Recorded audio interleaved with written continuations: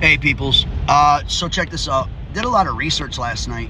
So this whole fog thing that's going on started to become more concerning to me when I realized people are getting sick from it. So I started keeping track of the symptoms that people are having, maybe a distinct smell.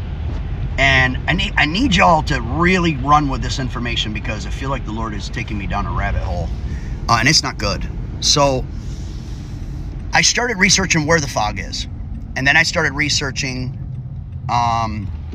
what the symptoms, these negative health symptoms people are having from this fog.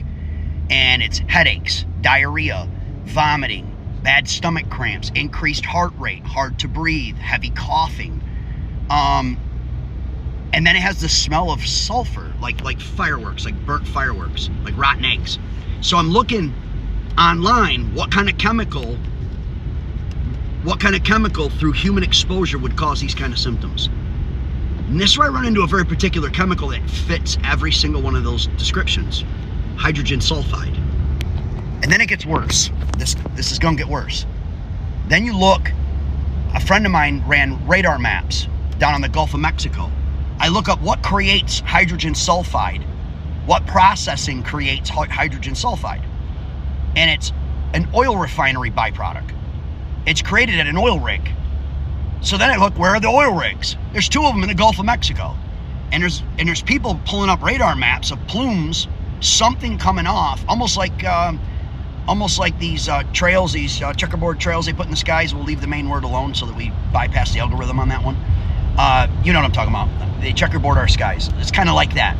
It looks like a cloud making machine. You can see the plumes of chemical cloud fumes, whatever, coming off the top of these two things. And they're headed right towards the East Coast, which would be exactly the very origin needed to be the birthplace of a fog.